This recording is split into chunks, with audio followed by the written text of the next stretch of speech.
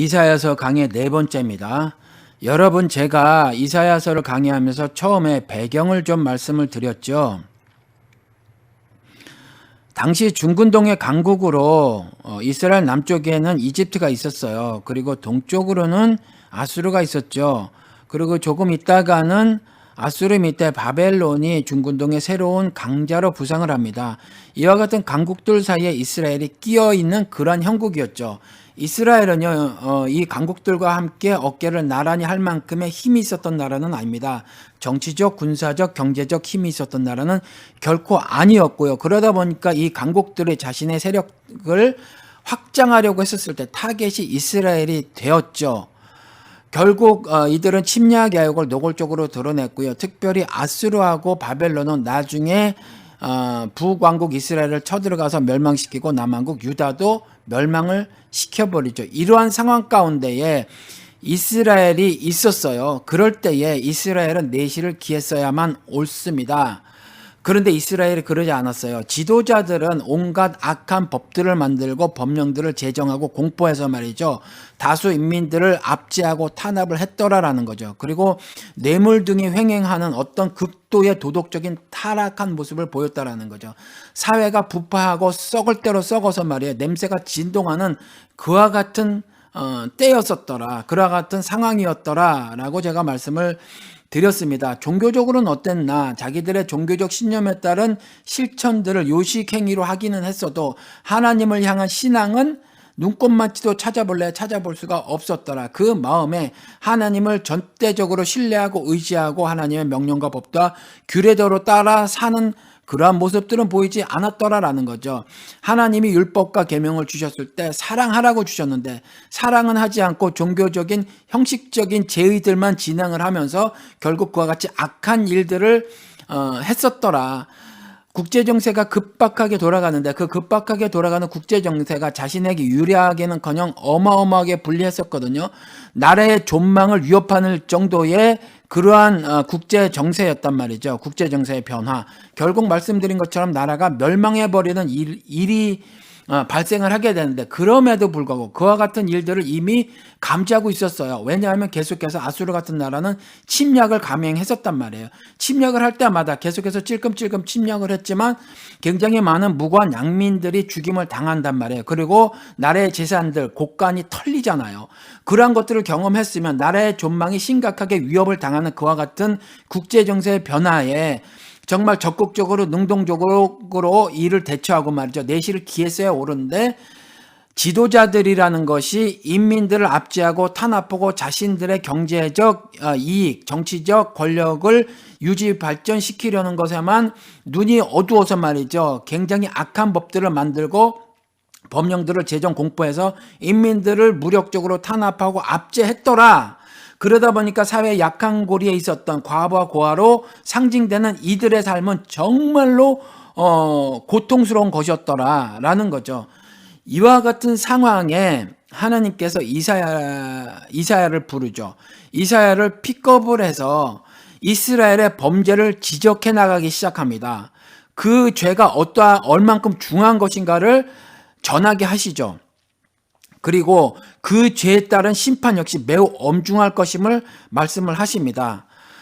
그리고 나서 더불어서 말씀하셨던 것이 돌이키라라고 간절하게 말씀을 하시어요. 그렇죠. 그리고 돌이키는 그 남은 자들에 대해서는 하나님께서 새 예루살렘에 대한 언약을 다시 한번 재확인시켜 주죠. 이와 같은 기록이 이사야서다라고 말씀을 드렸어요.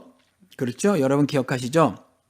그런데 여러분 이때의 배경하고 2015년도 대한민국 배경을 한번 비교해 보시기 바랍니다. 한반도에는 그 주변에 네 나라의 강대국이 있죠. 그렇죠? 북쪽으로는 러시아하고 중국이 있습니다. 그리고 미국하고 일본이 그 반대쪽에 있죠. 그리고 특별히 일본 같은 경우는 한반도 땅에 자신의 군대를 파견하고 주둔시키는 것에 한반도의 주권국인 그 조선인민민주주의 공화국과 대한민국의 허락을 필요하지 않는다라고 하는 법을 새롭게 만들었고요. 그리고 우리나라 영토인 독도에 자신의 순양함을 비롯한 군함을 연 50차례 보내고 말이죠. 뭐 이러한 일들을 지금 슬슬 자행하고 있단 말이에요. 강대국들의 움직임이 심상치 않고요. 우리나라 바다인 서해 바다에서 미국과 중국의 군사훈련이라는 이름의 충돌이 있단 말이에요. 무력 충돌이. 자신들의 세력을 한반도 땅에 확장하려고 하는 데에 이와 같은 지금 어떤 변화들의 모습이 보이고 있더라. 그런데 대한민국은, 남부 조국인 대한민국은 경제 성장을 이루어내서 세계의 경제 규모가 몇 위다라고 자랑을 하지만 사실은 이 강대국 미국, 일본, 러시아, 중국에 비해서는 형편이 없어서 이들이 작정을 하고 어떤 일을 저질렀을 때 이를 막아낼 힘이 없습니다. 그런데 북이스라엘과 남유다가 연합을 하지 않았듯이 말이에요. 남북한에 서로 적대시하고 말이죠. 힘을 합치지 않더라. 이것이 누구 책임이겠어요? 우리 책임입니다. 한민족 책임. 그렇죠. 그런데 북한은 잘 모르겠고요. 뭐 그렇게 짐작이 되지만 남부 조국만을 보면 남부 조국의 지도자들이라고 하는 사람들이 도덕적으로 엄청 부패했죠. 쉬운 그 해고 같은 것을 하기 위해서 노동 악법 같은 거 만들고 말이죠. 그러니까 이스라엘과 동일한 모습을 보여요. 모든 법들을 만들고 제정하고 공포하고 실행을 하면서 인민들을 압제하고 탄압을 하더라라는 거지 않습니까? 언론을 쥐어틀고 말이죠. 그리고 도덕적으로도 굉장히 타락을 해서 말이죠.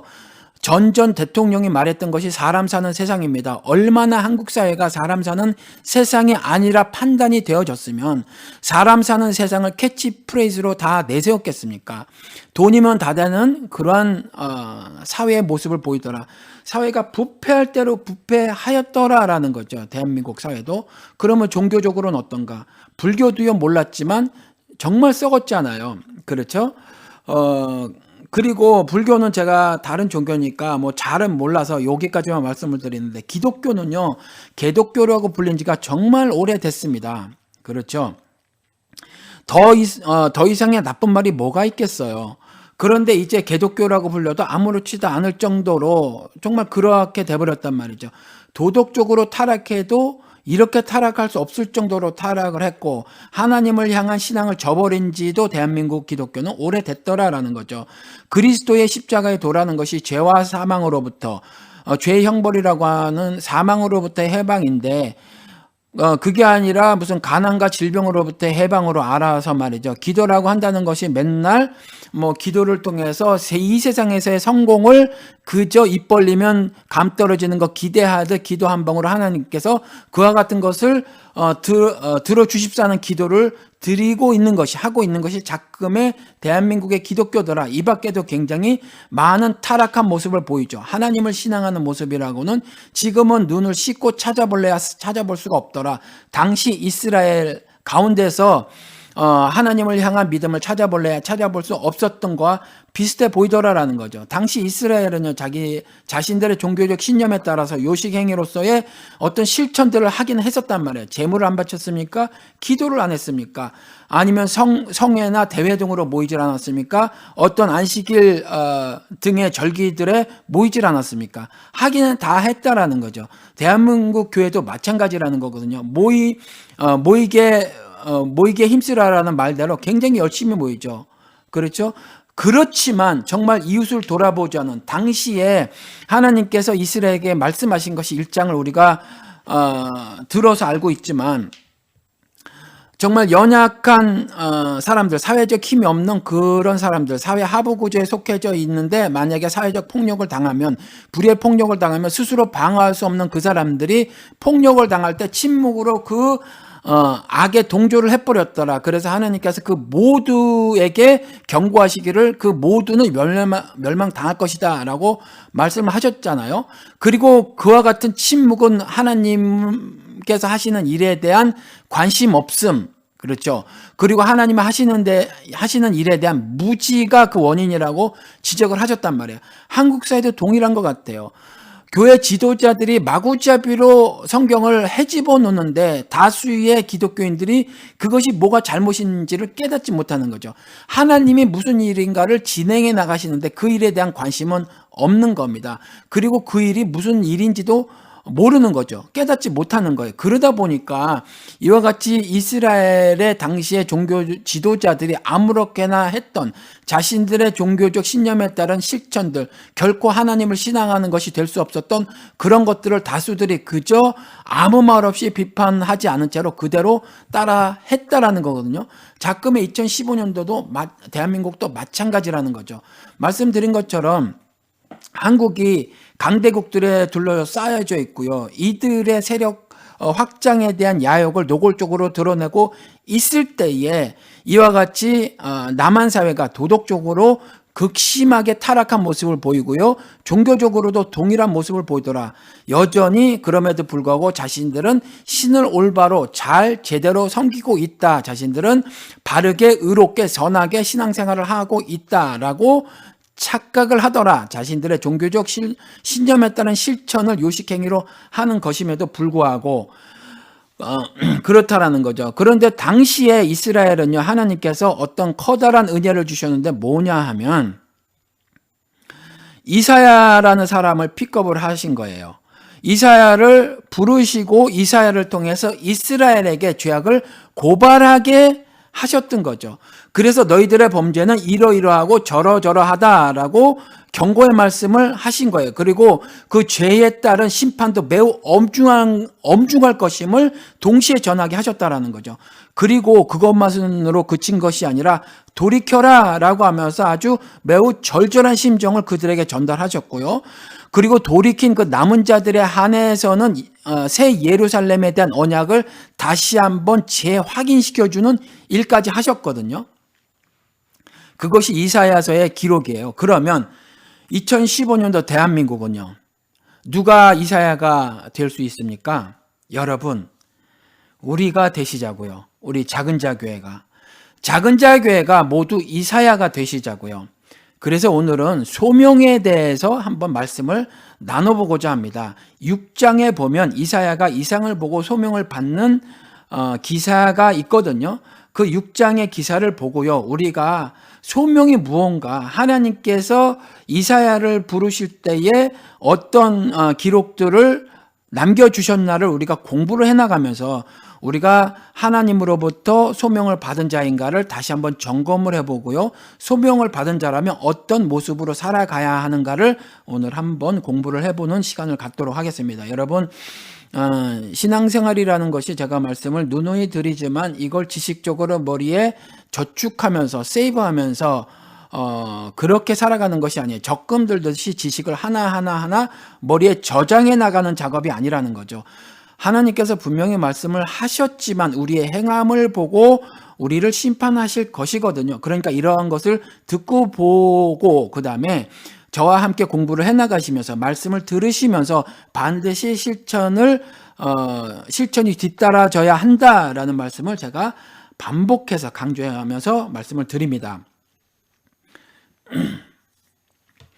여러분, 우리가 소명 그러면 크게 기억나는 성경이 두 군데가 있죠. 두 가지가 있는데 뭐냐면 사도행전 1장의 기록이에요. 1장 8절에 가서 보면 오직 성령이 너희에게 마시면 너희가 권능을 받고 예루살렘과 온 유대와 사마리아 땅끝까지 이르러 내 증인이 되리라. 이렇게 말씀을 하는 기록이 있죠. 이거는요, 성령이 너희에게 임하시면 권능을 받고 땅끝까지 이르러 그리스도의 증인의 삶을 살 것이다. 그리스도를 증거하는 이 일을 하는 삶을 살 것이다 라는 말이죠. 이것은 사명에 관한 말이죠. 그리고 출애굽기 3장 4장에 가서 보면 하나님께서 모세에게 사명을 맡기는 장면이 길게 기록이 되어져 있어요. 이 두 기록은요, 공통점이 있습니다. 어떤 공통점이 있냐면 둘 다 초자연적인 경험을 한다는 거죠. 성령이 임하는 경험을 해요. 사도행전에 보면 이 성령이 임하는 건요, 인문학적 혹은 자연과학적으로 증명을 할 수 있는 일이 아닌 초자연적인 실제 사건입니다. 그렇죠. 그러니까 초자연적인 경험을 하는 건데 이 초자연적인 경험이라는 것이 그러니까 다시 말씀을 드려서 하늘의 징조 즉 사인을 경험을 하는 거죠. 이적이나 기적 등을 경험하는 일이라는 거죠. 그렇죠? 그리고 모세의 경우도 보면 3장 초반부에 가서 보면 불이 붙었으나 타지 않는 떨기나무를 목격을 하게 됩니다. 그렇죠. 이것도 마찬가지예요. 먼저 사도행전 2장의 말씀을 살펴보도록 하겠습니다. 사도행전 2장에 보면요, 성령이 임하는 기록이 있는데 2절서부터 읽어드려 볼게요. 여러분들도 사도행전 2장을 가서 보시기 바랍니다. 이미 알고 있는 기록이라고 할지라도 제가 이렇게 말씀을 드릴 때 그때그때 다시 한번 성경을 펴시고 찾아 읽으시기 바랍니다. 사도행전 2장 2절서부터 제가 읽어드립니다. 그때에 갑자기 하늘에서 세찬 바람이 부는 듯한 소리가 나더니 그들이 앉아있는 온 집안을 가득 채웠다. 그리고 불길이 솟아오를 때 혓바닥처럼 갈라지는 것 같은 혀들이 그들에게 나타나더니 각 사람 위에 내려앉았다. 그들은 모두 성령으로 충만하게 되어서 성령이 시키시는 대로 각각 방언으로 말하기 시작하였다. 이렇게 기록을 하고 있습니다. 그러니까 불이 아니에요. 불 같은 이들이 느낌이었죠. 실제로가 아니라 어떤 느낌이 그들 위에 내려앉았다. 성령이 임하시는 장면을 문학적으로 이렇게 표현을 했던 거예요. 그리고 바람이 아니라 바람이 부는 듯한 소리가 나더니, 그러니까 바람이 실제로 불었던 것은 아니죠. 그러한 초자연적인 하늘의 역사를 경험을 했죠. 그리고 나서 이들이 성령으로 충만하게 됩니다. 그래서 성령이 시키는 대로 각각 방언으로 말하기 시작을 하죠. 여기에 있는 방언은 각 지역 언어를 말을 하는 겁니다. 그러니까 외국어가 되겠죠. 그리고 16절에서 18절까지 보면 이 일은 하나님께서 예언자 요엘을 시켜서 말씀하신 대로 된 것입니다. 이미 요엘을 통해서 예언한 일이 성취되는 사건이다라고 증거를 하는 거죠. 그리고 17절에 하나님께서 말씀하신다. 마지막 날에, 사실은 마지막 날들에요. 마지막 날들에 나는 내 영을 모든 사람에게 부어주겠다. 이전에는 말씀드린 것처럼 구약시대에는 소수의 사람들에게, 일부의 사람들에게만 하나님의 영이 임했죠. 그리고 임시로 임했어요. 그리고 위에 임했습니다. 이 세 가지 특징이 있죠. 일부의 사람들에게 임시로, 그 다음 위에 임했어요. 그런데 신약시대에는 모든 믿는 사람에게 영원히 위에가 아니라 내주하시는 성령님이 된다. 이 세 가지 성령의 사역이 구약시대와 신약시대가 이렇게 다르게 나타나요. 다시 강조해서 말씀을 드릴게요. 구약시대에는 무슨 삼손 같은 사사라든가 뭐 사울 같은 왕이라든가 기름 부음으로 나타나는 거, 뭐 이렇게 소수의 사람들에게, 그리고 임했다가 떠나기도 한단 말이죠. 시편 51편 11절에 나온 것처럼 주의 성령이 내게서 떠나지 말게 하옵소서라고 다윗이 간절히 기도하지 않습니까? 이와 같이 임했다가 떠난단 말이에요. 그래서 임시로 임하는 거죠. 그리고 그때는 위에 임해요. 그때 위에 임한다는 말이 정확하게 그 물리적으로 설명을 드릴 수는 없어요. 위라고 말을 하지만, 그렇지만 그게 좀 달라요. 안에 임하시는 것과. 그래서 내주하시는 성령님과는 우리가 신앙적으로 다름을 깨달을 수 있다는 거죠. 아마 위에 임한다는 것이 temporarily, 임시로 임하는 것 때문에 그렇게 말씀하셨는지 모르겠어요. 아무튼 신약 시대에는 이제 모든 신자에게 다 임하죠. 일부의 신자가 아니라 모든 신자에게 다 임하고, 영원히, 임시로가 아니라 영원히 임하고, 그 다음에 내주하시는 성령이 되신다라는 거죠. 이 일을 요엘서에 예언해 놓고 있는데, 이 성취가 사도행전에서 오순절날 이루어지더라라는 말이거든요. 그랬더니 너희 아들들과 너희의 딸들은 예언을 하고 젊은이들은 환상을 보고 늙은이들은 꿈을 꿀 것이다. 그날에는 나는 내 영을 내 남종들과 여종들에게도 부어주겠으니 그들도 예언을 할 것이다. 그러니까 구약시대의 자유자와 종의 개념이 실질적으로 그때에 있었던 법이나 제도 하에서 자유자와 노예, 즉 종의 개념이 아니라 그리스도께서 말씀하신 것처럼 죄로부터의 자유와 죄로부터의 죄로 인한 죄의 그 죄에 결박되어진 그러한 것들을 죄의 종이라고 말을 한 거죠. 그렇죠. 죄로 결박되어진 사람들. 그리고 죄로부터 해방된 사람들, 그리고 죄로 인한 형벌로부터 해방된 사람들, 그 사람들을 자유자라고 그리스도께서 요한복음 8장에 분명히 기록을 해놓고 있었는데, 그러니까 이 요한복음 사도행전 2장 18절에도 나는 내 영을 내 남종들과 여종들에게도 부어주겠으니, 그러니까 원래부터 하나님은 처음부터 사람을 차별했던 것은 아니었다라고 분명히 기록을 하고 있다라는 거죠. 그렇죠? 모세의 경우는 출애굽기 3장 5절에 가서 보면 하나님께서 가라사대 이리로 가까이 하지 말라, 너희 선 곳은 거룩한 땅이니 네 발에서 신을 벗으라, 이렇게 말씀을 하고 계시죠. 그렇죠? 그리고 이 네 발에서 신을 벗으라고 하는 것이 유대인들의 어떤 풍습 같은 건데, 룻기에 가서 보면 그 유업을 사고 팔을 때 그 신발을 던지는 것으로 확증을 했죠. 그러니까 그런 것들이거든요. 근데 거기서 유업은 말씀드린 것처럼 하늘 유업을 상징하는 거잖아요. 그렇죠? 그런 것처럼 너희 선 곳은 거룩한 땅이니 라고 하면서 그것이 하늘 사역임을, 하늘 유업을 이 땅에서 드러내심을 신을 벗는 것으로 확증해 보이는 거예요. 그렇죠? 아무튼 이때에 모세가 너희 선 곳은 거룩한 땅이냐면서 모세가 거룩해짐을 하나님께서 말씀을 하고 계시더라라는 거거든요. 그리고 그 사도행전의 영의 부어짐도 마찬가지죠. 하나님을 자신의 주와 구세주로 고백한 사람들에게 고린도전서 12장 13장 말씀대로 성령이 임하시는 거니까, 성령이 임하시는 것은 예수 그리스도의 연합과 동시에 벌어지는 사건이므로, 그러니까 이제 그리스도께서 법적으로 의롭다 이렇게 선언해 준 게 영의 부흥을 받은 거죠. 그리고 그 영의 부흥을 받은 사람들은 어떤 일을 하게 돼요? 예언을 하고 환상을 보고 꿈을 꾸게 된다라고 말씀을 하고 있지 않습니까? 이와 같은 일들이 사명을 받는 사람들에게 벌어졌는데, 즉 모든 신자들에게 이런 경험들을 하나님께서 하게 하시는데, 즉 다시 결론적으로 말씀을 드릴게요. 결론적으로 하나 정리를 해서 말씀을 드릴게요. 일단 거룩하게 하시는 그 일이 있다라는 거죠. 그렇죠? 거룩하게 하시는 일, 그리고 거룩하게 하시는 거룩하게 하셨는데, 그렇게 거룩하게 된 사람들 모두가 다 사명을 받더라. 그렇죠? 그러한 기록이라는 거예요. 그리고 이사야 6장도 보시자고. 이사야 6장도 동일한데 1절서부터 7절까지 한번 가보시기 바랍니다. 이사야서 6장 펴세요. 1절서부터 제가 읽어드리겠습니다. 우시야 왕이 죽던 해에 나는 높이 들린 보좌에 앉아 계시는 주님을 배웠는데 그의 옷자락이 성전에 가득 차 있었다. 이런 건 어떤 이상으로 보는 거죠. 실제로 보는 게 아니에요. 그러니까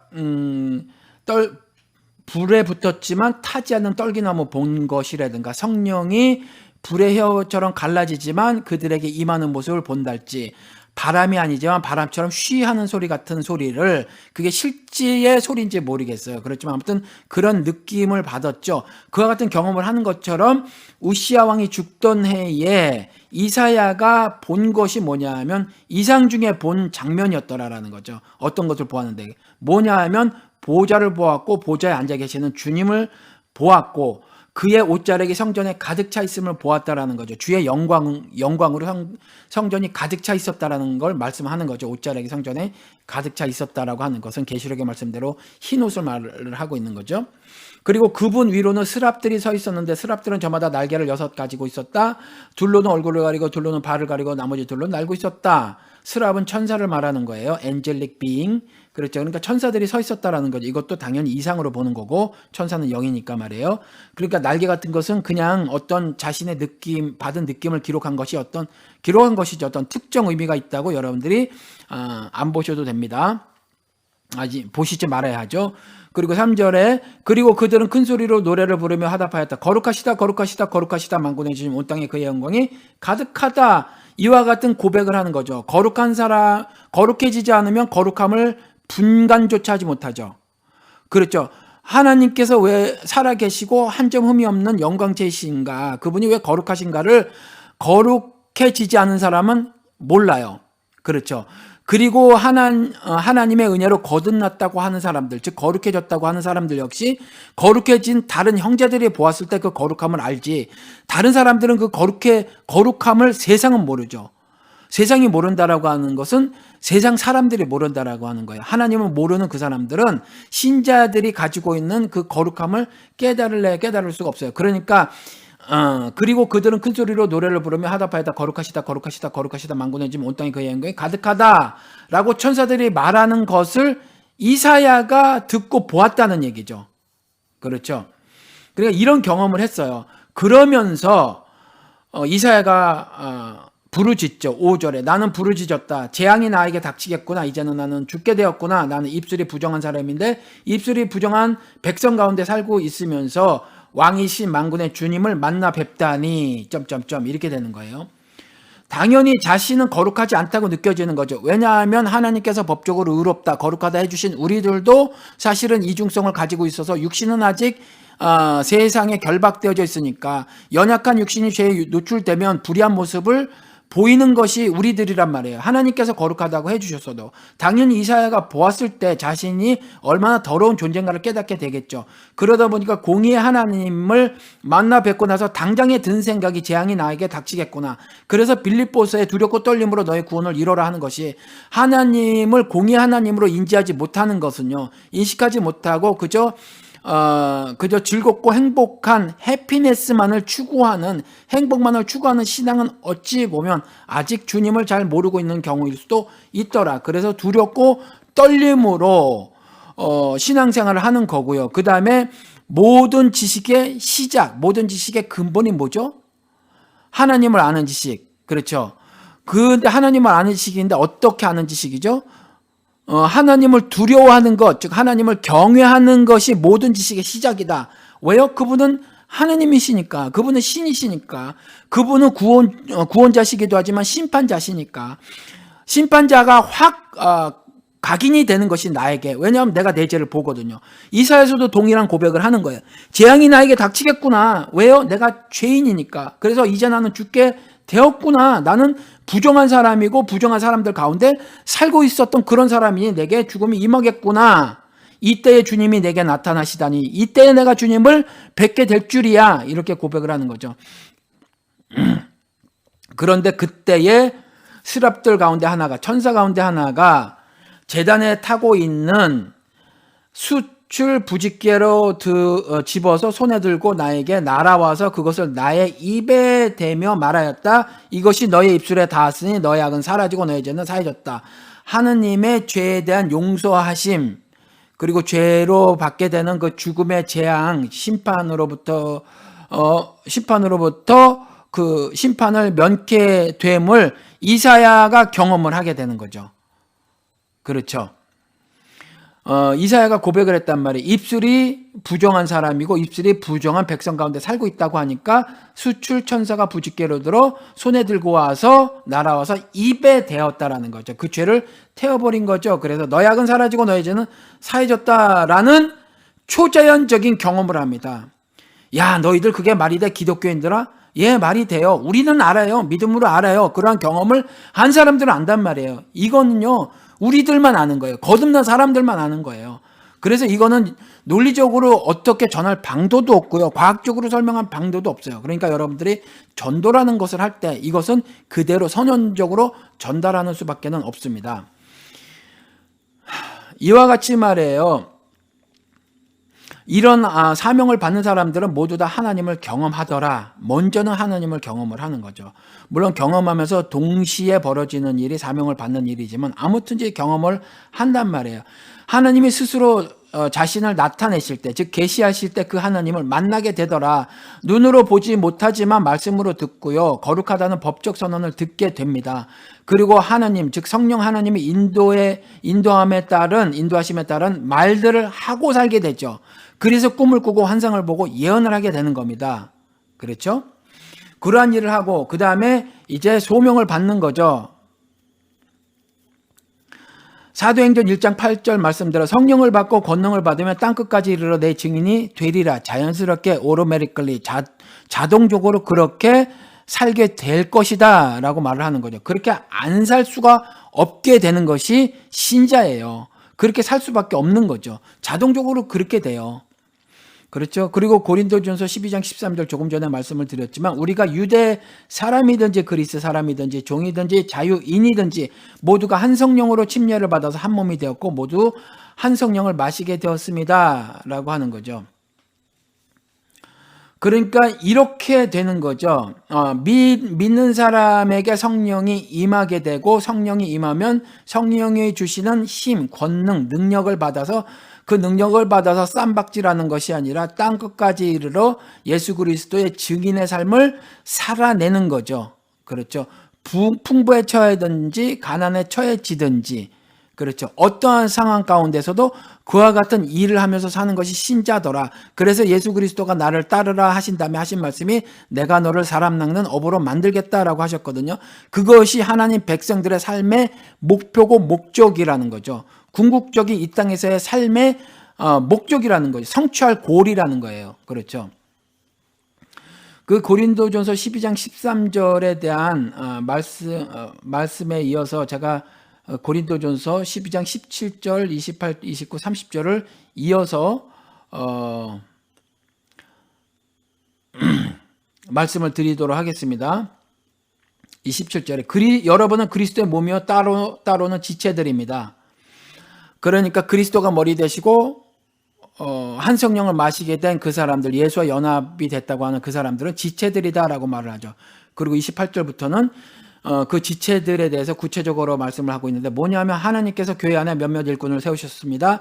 그들의 첫째는 사도요, 둘째는 예언자요, 셋째는 교사요, 다음은 기적을 행한 사람이요, 다음은 병 고치는 은사를 받은 사람이요, 남을 도와준 사람이요, 관리한 사람이요, 여러 가지 방언으로 말하는 사람입니다. 그러니 모두가 사도이겠습니까? 예언자이겠습니까? 모두가 교사이겠습니까? 모두가 기적을 행하는 사람이겠습니까?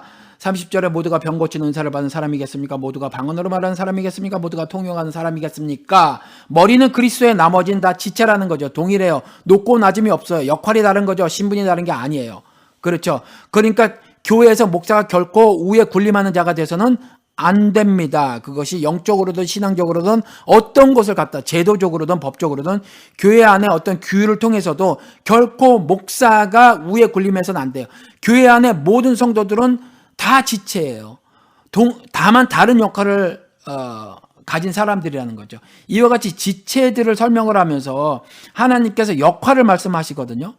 그러니까 그리스도와 하나가 돼서 그리스도가 머리 되시고 신자들은 지체가 되는데 그 지체된 것에 대한 설명을 바로 역할을 들어서 말씀하시더라. 즉 사명을 말씀하시더라. 사도로 살아라, 예언자로 살아라, 교사로 살아라, 기적을 행한 사람으로 살아라, 병 고치는 은사를 행하는 사람으로 살아라, 남을 도와주는 사람으로 살아라, 관리하는 사람으로 살아라, 이런 거거든요.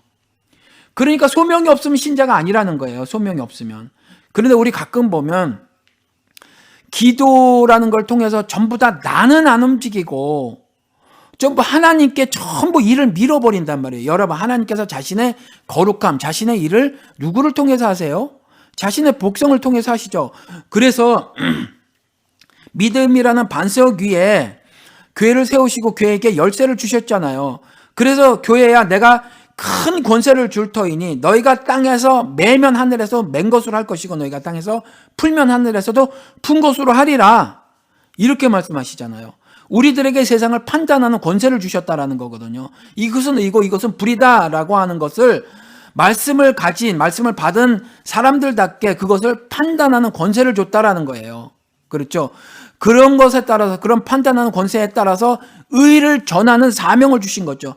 우리에게 구원과 심판의 권세를 주셨다라는 거예요. 그렇죠?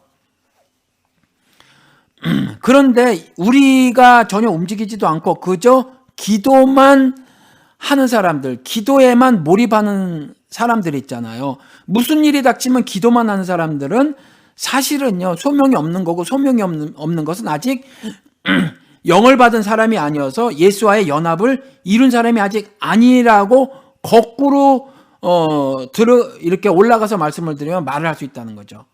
그렇죠? 소명을 받아서 하나님의 구원 사역을 이뤄내가야 그것이 하나님의 신자인데, 하나님을 신앙한 사람인데, 그렇게 하지 않고 그냥 골방에 들어가 앉아서 기도만 하고 아무런 하나님을 믿는 믿음을 실천하는 행함이 없다라고 하면 없다라고 하면 이건 역으로 되짚어 올라가 보면 하나님의 영을 아직 받지 아니한 것이므로, 성령 침례를 받지 아니한 것이므로 아직 예수와의 연합도 채 이루지 못한 사람이더라라는 거예요. 그래서 이런 사람들이 어떻게 말하는 줄 아세요? 이사야서 5장 19절에도 당시에도 그런 사람들이 있었나 봐요. 그래서 기껏 한다는 말이 하나님더러 서두르시라고 하여라. 그분이 하고자 하시는 일을 빨리 하시라고 하여라. 그래야 우리가 볼 게 아니냐. 계획을 빨리 이루시라고 하여라. 이스라엘의 거룩하신 분께서 세우신 계획이 빨리 이루어져야 우리가 그것을 알 거 아니냐 하는구나. 그렇죠. 그래서 무슨 복음성가에도 그런 가사가 있더라고요. 그렇죠. 뭐 아무튼 제가 지금 잘 기억이 안 나는데 갑자기 이런 가사들이 꽤 많이 있는 것 같아요. 그래서 나는 아무것도 안 하고 뭐 주의 영광을 나타내셔서 이 땅이 황폐해졌습니다. 폐역해졌습니다. 주님께서 주의 일을 연내에 이루소서, 뭐 이런 가사들 있잖아요. 만약에 그런 노래를 부르면서 자신들이 이 악한 지도자들이 다수 인민을 압제하고 탄압하기 위해서 한국처럼 지금 노동악법 같은 거 이런 걸 만들려고 하고 하는 이러한 때에 그 지도자들의 불의함과 악행을 고발하지 않고요. 뒤돌아서서 다수의 인민들에게 그것이 얼마나 불의한 일인지 하나님을 반역하는 일인지를 고발하고 가르치지 않으면, 깨우치지 않고 말이죠. 그저 주의 일을 이루소서, 그것도 연내에 이루소서, 주의 영광을 이 땅에 나타내소서라고 말만 하는 사람들은 아직 모르는 거예요. 자기의 신의 종교적 신념에 따른 그러한 어리석은 요식행위에 따른 실천만 하는 거죠. 찬양이라는 것도 동일해요. 그런 것 가지고 감정적으로 복받치는 일을 매주 목요일이든지 매주 일요일이든지 모아서 감정 복받치는 일만 자꾸 경험하잖아요. 그 건물 안에서. 그건 정말 의미 없어요. 오히려 하나님께서 악하다 하실 거란 말이죠. 그러니까 주여 주의 뜻을 나타내소서, 이 땅에 나타내소서, 주님을 드러내소서, 주님의 영광을 이 땅에 나타내소서, 주님께서 회복하소서라고 찬양을 하거나 기도를 했었을 때 바로 내가 실천을 해야 하겠다라고 하는 다짐을 주님 안에서 하고 말이에요. 실질적으로 움직여 주셔야 한다라는 거죠. 그렇죠? 이사야서 6장 9절 10절에는요. 이사야가 사명을 비전을 통해서 받고요.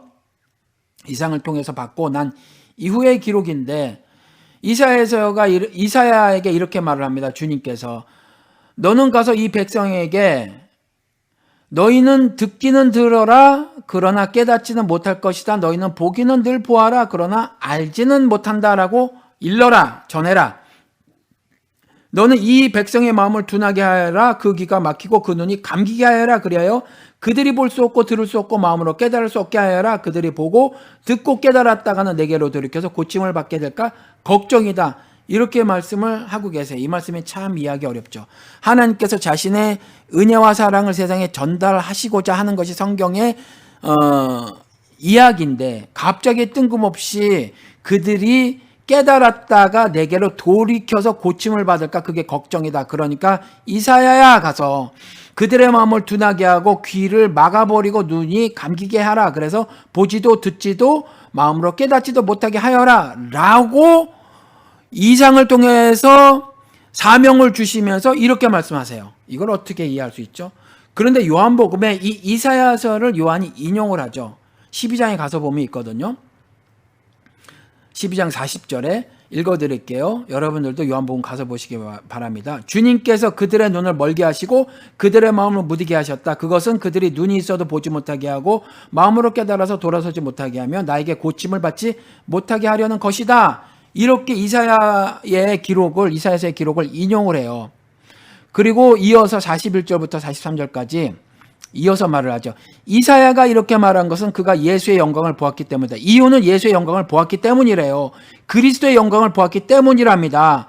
이 말은 그가 예수를 가리켜서 한 말이다. 지도자 가운데서도 예수를 믿는 사람이 많이 생겼으나 그들은 바리새파 사람들 때문에 믿는다는 사실을 드러내지는 못하였다. 그것은 그들이 회당에서 쫓겨날까 봐 두려워했기 때문이다. 그들은 하나님의 영광보다도 사람의 영광을 더 사랑하였다. 그러니까 즉 이사야서의 이 말씀을 이사야에게 하신 이 말씀을 이상을 통하여 사명을 받게 해 놓으시고도 이사야에게 하신 말씀이 눈을 감게 하고 듣지도 못하게 하고 마음으로 깨닫지 못하게 해라라고 하신 이유가 사실은 문학적으로 그렇게 표현을 했지만 실질적으로는 이들에게 말씀을 가서 전한다고 하더라도 이들이 듣지 않을 것이다 라는 말씀을 하신 거예요. 이걸 이렇게 말씀하신 거예요. 왜냐하면 역사의 주체자는 나니까. 사실은 역사는 사람의 뜻을 요만큼도 담아서 역사를 진행해 나가실 것이 아니니까. 요한계시록을 보면 그래요. 인간의 뜻을 요만큼도 안 담고 자신께서 그 역사를 진행해 나가실 거거든요. 자신의 뜻과 목적에 따라서, 섭리에 따라서 그렇게 역사를 이끌어 나가셔요. 역사를 써 나가신단 말이에요. 그거 말씀하시는 거예요. 그렇죠.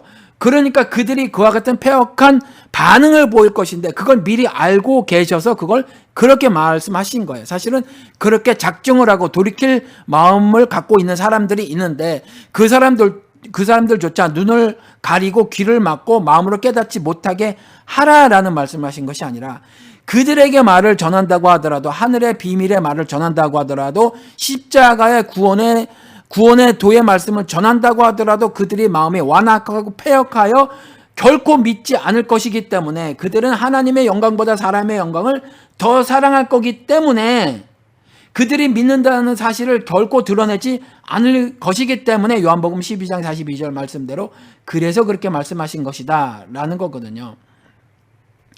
그래서 결국 하나님께서 다 아시는 하나님께서, 전지전능하신 하나님께서 북이스라엘을 멸망케 하시고 남유다를 멸망케 하시더라 라는 거잖아요. 그리고 육신의 이스라엘이 결코 회복되지 않아요. 마지막 날이 도래하기 전까지. 그렇죠. 그리고 마지막 날에 도래했을 때 이스라엘은 구약시대 이스라엘 나라라기보다는 이스라엘의 공동체라는 거죠. 예를 들어서 공동체, 비밀에 대해서 영호 씨가 계속해서 따져 물었는데 저도 똑바로 이렇게 아주 정확하게는 답변을 못 드린 것 같아요. 그 공동체 성격에 대해서 혈통이냐 아니냐. 그런데 이렇게는 추가적으로 설명을 드릴 수 있을 것 같아요. 선교학에서 한민족을 몇 개로 나누거든요. 예를 들어서 남한 사람하고 북한 사람하고 두 다른 종족으로 봅니다. 선교학에서는 같은 혈통이라고 할지라도 그리고 고려인들하고 조선족하고도 다른 것으로 봐요. 그리고 미국에 사는 우리의 2세들하고도 또 다르게 보거든요. 그러니까 몇 개로 나눠져요. 몇 개로. 그러니까 이와 같이 같은 혈통이라고 하더라도 다른 공동체라는 거죠. 그렇죠? 이해가 되시죠? 그러니까 계시록에서 회복되는 이스라엘은 공동체 성격의 이스라엘이에요. 하나님의 말씀과 언약과 제사를 받은 사람의 성격을 회복하는 어떤 공동체의 부활을 말을 하는 거지. 다시 부활이라고 하는데 그들이 다시 조성되는 걸 말씀을 하는 거지. 무슨 혈통이 더 강조되거나 혈통이 말을 개입이 된다고 하더라도 혈통 얘기는 결코 아니다. 말씀드린 것처럼 같은 혈통이라고 하더라도 미국에서 태어난 한민족 2세하고 남북한하고 고려 조선족이 다 다른 것처럼 그렇다라는 거죠. 이해가 되셨으면 좋겠습니다. 아무튼지 이와 같이 사명이 없는 사람들은 역으로 보면 아직까지 예수와의 연합을 이루지 못한 사람이고 성령 침례를 받지 못한 사람들인데, 이런 사람들에 대해서 이사야가 이상으로 사명을 받고 난 다음에 하나님의 말씀을 직접 들은 것이 뭐냐 하면, 들어도 보아도 깨닫지 못한 사람들이 있다. 그렇죠. 그렇게 말을 하고 있다라는 거예요. 그걸 이렇게 반어법인가요?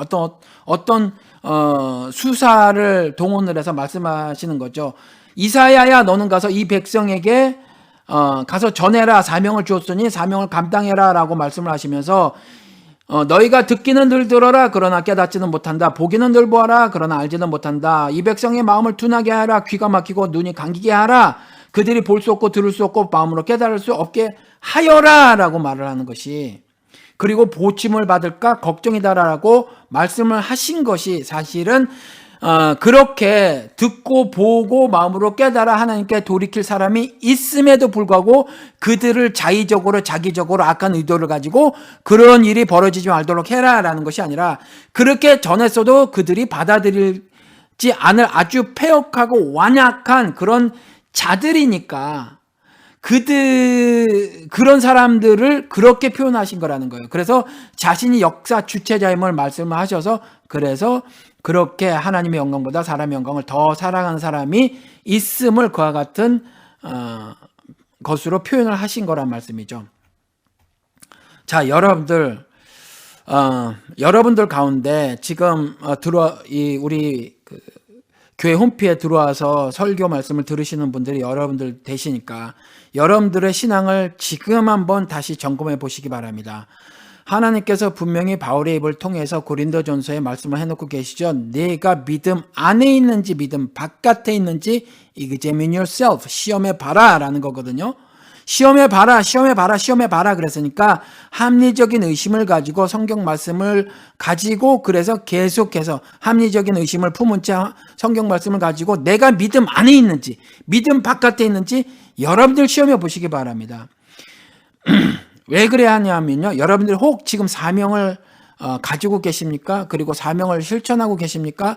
사명을 가지지 못하고 사명을 실천하지 못하고 계시다라면 여러분들의 믿음은 한번 의심해 봐야 합니다. 그리고 말씀을 계속 읽어 나가시면서 내가 믿음 안에 있는지 믿음 바깥에 있는지를 살펴보시기 바랍니다. 그리고 확인하시고 재확인하시고 점검하시고 다져보시고 이후에 두렵고 떨림으로 공의 하나님을 신앙하시기 바랍니다. 그래서 하나님께서 주신 이상을 통해서 주신 그 사명을 여러분들이 잘 깨달으셔서 지금 하나님께서 당대의 이스라엘의 그 이사야를 픽업해서 그와 같은 일을 진행하셨듯이 여러분 작금의 2015년도 대한민국에 우리 작은 자교회가 이사야가 되십시다. 그래서 하나님의 말씀을 그들의 죄악을 고발하는 일을 하십시다. 고발하는 일을 하고 그 고발하는 일을 지도자들에게 하고요. 그리고 180도 돌아서 교회에다 하고 다수의 인민들에게 전하십시다. 이것은 하나님의 사랑의 법에 어긋나며 은혜의 제도에 어긋나는 일이다라고 고발을 하십시다. 이것은 하나님을 반역하는 일이라고 교회를 일깨우십시다. 예수 그리스도께서 1시간만 깨어 있어도 이와 같은 일이 발생하지 않을 것이라고 분명히 경고의 말씀을 하셨으니까 우리들도 여러분들 1시간이라도 깨어 있으시길 바랍니다. 라고 말씀을 전하는 자들의 삶을 살아내십시다. 그리고 그러한 가운데 더불어서 전해야 할 것이 돌이켜라 라고 절절한 심정으로 예수의 심정을 가지고 전하십시다. 그리고 돌이켰을 경우 새 예루살렘 즉 새하늘 새 땅에 대한 언약도 다시 한번 확인시켜 주십시다. 이것을 우리가 사명으로 알고 작은 자 교회의 성도로 인생을 살아나가셨으면 좋겠습니다. 여러분들 이와 같이 이사야서를 픽업하시고 사명을 주신 것 같은 사명을 여러분들도 받으셔서 이 땅에서 하나님 눈에 보기에 가장 멋지고 아름다운 그와 같은 삶을 사시기를 주님의 이름으로 축원을 드립니다.